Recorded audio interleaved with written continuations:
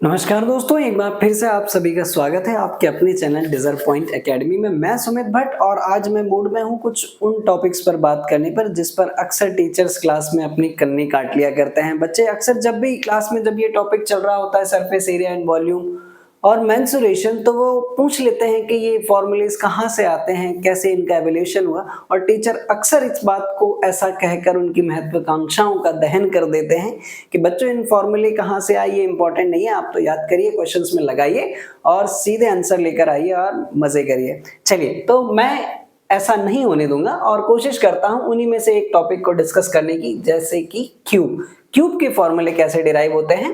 तो डिटेल में डिस्कशन करते हैं हम इसके बारे में और मैं बनाता हूं एक सुंदर सा क्यूब और समझेंगे कि कैसे क्यूब के सभी फॉर्मूलों को डिराइव किया जाता है ना। यहाँ पर मैंने बना लिया है एक बच्चों सुंदर सा क्यूब, है ना। और लग रहा है क्यूब जैसा? हाँ जी, लग रहा है, ठीक है।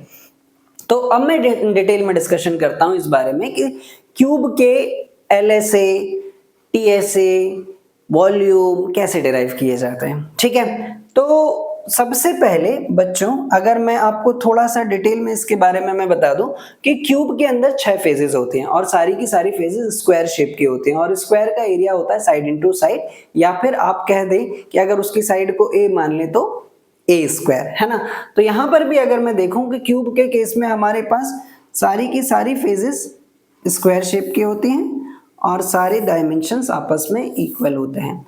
तो ये रहा मेरे पास इसका लेंथ, इसको भी मैंने ए मान लिया, ये रहा ब्रेथ और ये रही इसकी हाइट, इसको भी मैंने ए मान लिया। ए मानकर बी लिख रहा हूं मैं, सॉरी। चलिए, तो ये रहे इसके तीनों डायमेंशंस, है ना। और जब मैं अगर इसके लेटरल सरफेस एरिया की बात करूं बच्चों, इसके मैं लेटरल सरफेस एरिया की अगर मैं बात करूं, अच्छा एक चीज और बता दूं क्या, छोटी सी, है ना।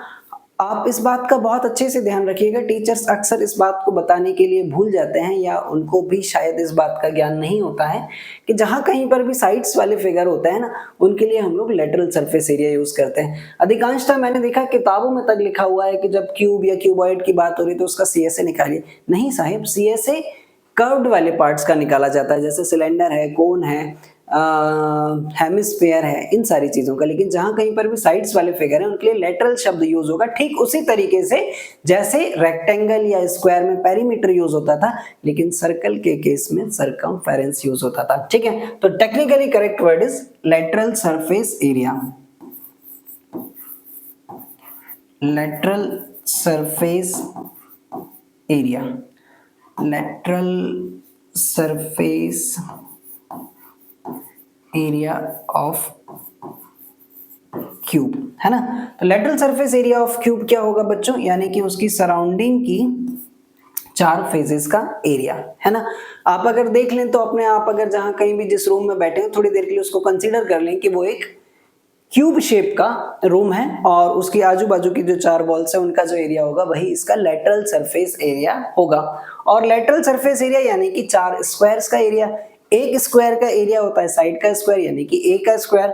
तो भैया 4 वॉल्स का कितना होगा, 4a स्क्वायर। ऐसा लिख देना कोई गलत तो नहीं है। तो lateral surface area of cube is 4a square. In the same way we can conclude about total surface area. Total surface area of cube. और टोटल सरफेस एरिया यानी कि 6 फेजेस का एरिया। तो जब 4 का एरिया 4a स्क्वायर है तो quite obvious 6 का एरिया 6a स्क्वायर होगा। और बहुत ही इंटरेस्टिंग है वॉल्यूम, वॉल्यूम ऑफ क्यूब। तो देखिए बच्चों, हम लोगों ने बहुत छोटी क्लासेस में एक टॉपिक पढ़ा है सिमेट्री, है ना। जो भी फिगर्स 3 डायमेंशनल अगर सिमेट्रिक होते हैं तो उनका वॉल्यूम निकालना बहुत आसान है, ठीक है। सिमेट्री का मतलब क्या होता है, ऐसे फिगर्स जिनको मैं हॉरिजॉन्टली या वर्टिकली इक्वली मैं डिवाइड कर पाऊं, है ना। For example, for an instance, अगर मैं आपसे कह दूं, अगर मैं आपसे ऐसा कह दूं ऐसा कह दूं कि मैं एक क्यूब को इस तरीके से और इस तरीके से हॉरिजॉन्टली और वर्टिकली दोनों ही तरीके से मैं इक्वली डिवाइड कर सकता हूं, तो ये फिगर कैसा हुआ? सिमेट्रिक हुआ। और दुनिया जहान में तमाम सिमेट्रिक फिगर्स का वॉल्यूम निकालना आसान होता है। ऐसा कोई भी फिगर जो आपने देखा भी ना हो बट वो सिमेट्रिक हो, तो उसका वॉल्यूम निकालने के लिए एकमात्र सूत्र है बेस का एरिया इनटू हाइट।